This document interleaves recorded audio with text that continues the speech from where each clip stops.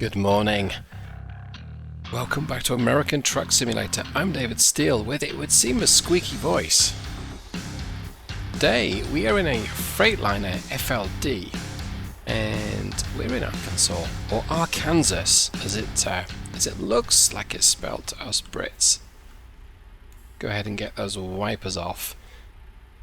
We've got an urgent delivery today. And let me just check. Okay, gotta go. Wow, up to Hot Springs. Okay, that's fair enough. So I'm gonna go ahead and I guess make like a tree and head on out of here. Which I know, quite intentional misuse there. I'm gonna head on out of here and pause the recording because it's not going to be very interesting watching me drive to the pickup point. So I'll be back in a jiffy. And we're back. And there was absolutely no incident whatsoever that took place. There were no speeding tickets. There were no traffic violations. I didn't even get a fine for going down the wrong way. And you missed it all because I'd paused the recording. Oh well. Thank you, Doug. Alright, well that was a bit of a challenging trip for a couple of reasons. Mostly because I decided I would drive this one equivalent of stick, so using the sequential manual gearbox, which is a challenge because it feels like I've not driven, I don't want to say stick because it feels alien to my British tongue, but I basically haven't driven manual for a while. And secondly, I'm trying this without running lossless scaling. And that means that, from my perspective, the game has its moments of being more than a little janky, let's just say. Now, I'm not going to say it's terrible, but it's not always the smoothest. I'm also going to try, see if I can back up this trailer without using an external view, and I don't think I'm going to be able to do this because, I mean, yeah, I already messed it up. I'm actually going to just check. Yeah, I think I've messed it up, so let's go ahead and pull forward. I got to basically pull forward and then try the same thing again, but about 10 feet sooner. In the real world, I also grabbed myself a coffee because life is too short, although I say coffee. This one's actually a decaf, so it's not really coffee, it's coffee flavoured water. Which, when you think about it, is what coffee is anyway, but I digress. Right, let's see if I can make this happen. No, I think I'm too early now. Okay, go ahead and life's too short. I'm just going to do it from the external view. Oh, that's an Azure Glassworks truck. That's interesting. I don't know if you spotted this, but Bing Maps has been relabeled. Now that might just be some of the corporate stuff. But does anyone use Bing? Does anyone use Bing Maps? Do you put your laptop on your dashboard and use that to navigate to wherever you're going? Because I don't know anyone that uses Bing. Other than you use it to find how to download Chrome when you first get a Windows 10 or Windows 11 machine, maybe. Okay, this is going to be a pain. Part of me just wants to just click X and, you know, it's fine, we're close enough, but I do want to try and get back into maneuvering these trailers, because I didn't do that for such a long time.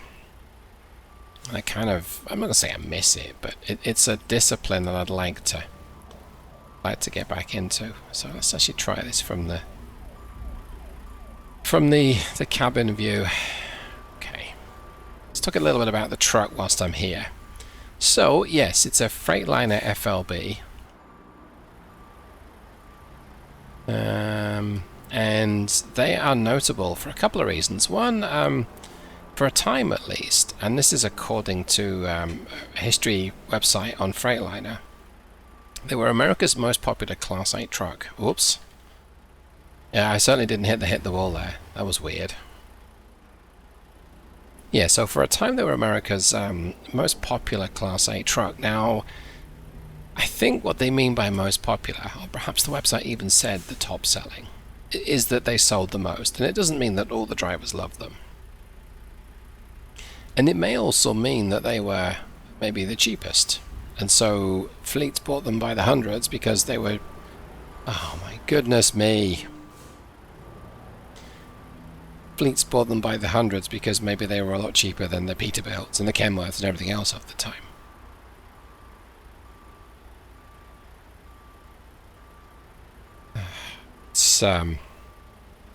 It's frustrating when I just can't seem to do the absolute basics. Right, that'll do me. Let's go ahead and shut the engine off and let's get this cargo loaded.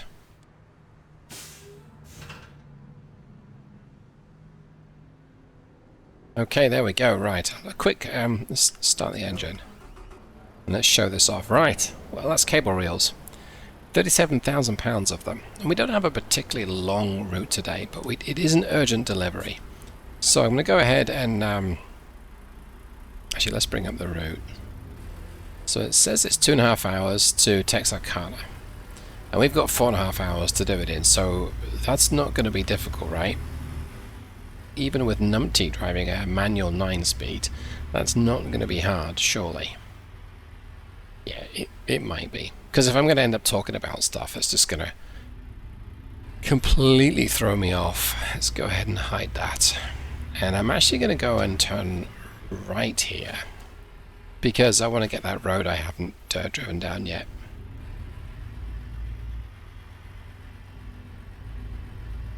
Okay, you can see why I really lap up, lost the scaling, but I decided I would change my game's maximum frame rate to 60 frames per second and just see what if the game can run at 60 as opposed to 30.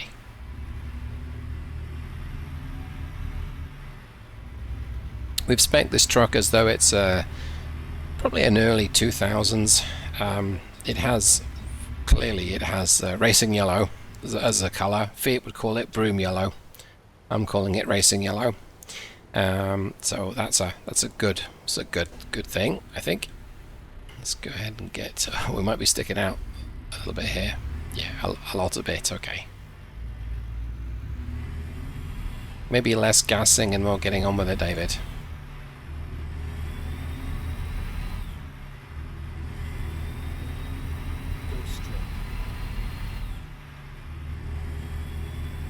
The engine under the hood today is it's an MBE4000, and MBE stands for Mercedes-Benz Engine. What does that think it does? I mean, I don't think I've seen that documented officially or by anything other than a website that might be semi-official. But yeah, to my mind, MBE makes complete sense to be Mercedes-Benz Engine, and it's the MBE4000. So it's a 13-litre class engine. It's a 12.8. Arguably, it's the forerunner of the DD13. Let's get my speed up to 60. I'm going to use cruise control right now. This is the mid-rate engine. So it's 410 horsepower and 1450 foot-pounds of torque. So, no great shakes in the power and torque perspective, but what the MBE4000 benefits from is, I suppose you might say, a truly colossal engine brake. Now, that sounds a little bit dramatic, and it should, because when you use the engine brake, especially in automated mode, and the gearbox drops down a cog or two, it puts you through the windshield. So, it's a low-power engine with a chunky engine brake, and that makes it useful for certain kinds of cargo or for hilly areas. So maybe this might be better for Colorado as opposed to Arkansas, but it's fine. I'm going to do it in Arkansas because I haven't really explored the state that much. Let's go ahead and downshift. Just use that colossal engine brake right now. It can most definitely brake quicker than it can accelerate. And to be fair, that's true of most trucks. Not all. I think the QSK19 and the KT are maybe the exceptions. Right, let's do that. Now, as far as torque and power curves go, the MBE4000 actually does pretty good. It does produce its peak torque at 1100 revs, but it has a really flat torque curve from 1100 to either 14 or 1500 RPM. And what that means is a little bit like, well, like a lot of modern engines that are 20 years younger than the MBE4000, I might say. It's an effective tool if you need to haul stuff, and that's what we're doing today. We're hauling stuff. A little slowly right now, but we're hauling stuff. In fact, we're lugging up this gradient at 1200 RPM in top gear because I'm too lazy to downshift. I actually didn't need to because it's completely fine. As opposed to economy, miles per gallon, it's about typical for an engine that is 13 litre size and doesn't need too many revs to perform. And what that means is it's maybe a little better than the Caterpillar C13, which really wants 1200 revs. It's not as good as a modern day Mack MP8, but there's an older Mack, 2007, which, as a utter shameless plug, is now available in this Steel Productions engine pack, along with the 2007 vintage MP7, that's the 11 litre Mack engine, and special bonus, the 2010 Mack MP10. There's a couple of variants of the MP10. There's a 555 horsepower, all the fives, and a 605 You're a Chunky Boy option in there too. The MP7, 8 and 10 are only available for the Mack trucks, but I can't help feeling how cool would it be to have an MP10 in this little, well, say little, it's actually not that small, this chunky FLB. Yeah, it was a bit of a jolt there, but game is actually performing okay. It's better than it was, but I'm not going to say it's amazing. It's better than it was, and by better than it was in 1.50. But if it were to start raining, I am probably going to be in Jank City, which sounds like somewhere in an exotic, far-flung location where, let's just say, the local culture and laws are a little strange to what you're used to. But let's not go there. Hey, I wonder if I get to be weighed.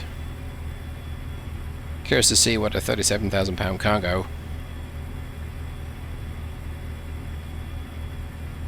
Trailer's about, hey, trailer's about 14,000 pounds, I believe. Let's go ahead and get on the brake. Looks like I've been here to this particular way station before. They obviously like me so much, they wanted me to come back. Isn't that sweet of them? Okay, and maybe because I didn't deafen them with my engine brake last time. Okay, we'll go ahead and be a little courteous to the not deafen them with the engine brake. Okay, I'm going to guess 75,000 pounds, maybe a little less. 71.5, okay, a little less. Okay, well that's short shift on the way up. Let's get that up. 35 miles from my destination, so we're actually making pretty good progress, which I'm happy about. And as for this truck, it's a really basic model. The mod itself, the author is showing as I think it's Sirius the Virus. Now, I'm not entirely convinced as to where the original mod came from. There is an FLD on the workshop, I believe. I don't think it's been updated for a while.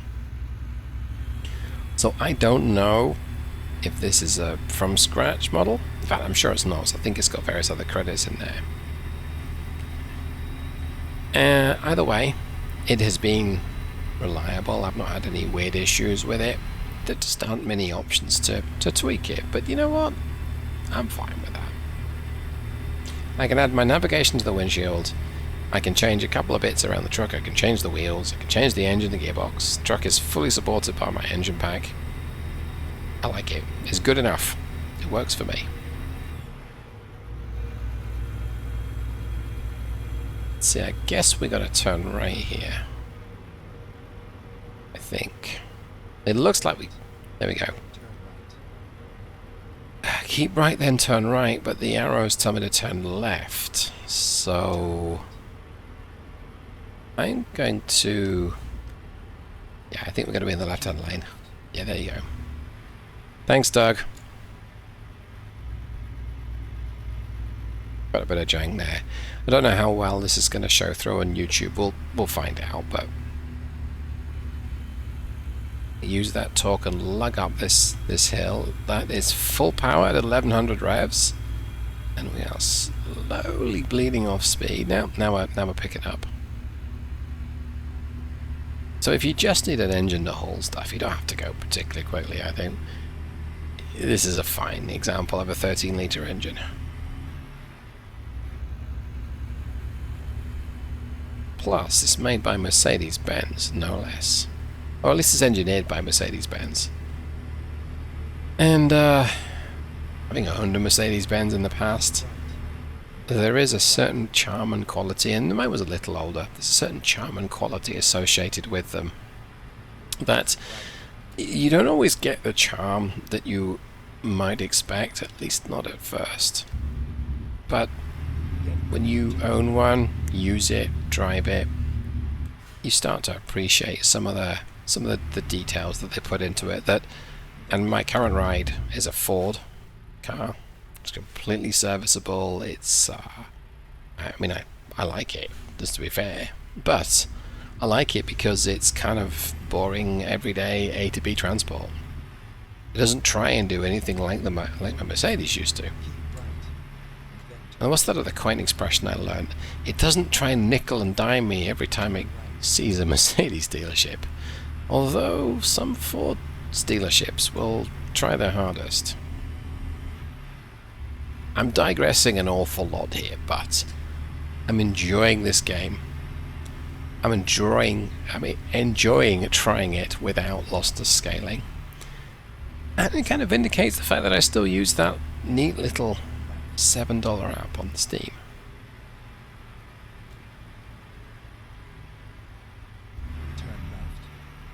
Plus, it's been nice to shift gears myself. Even if there's only a few of them.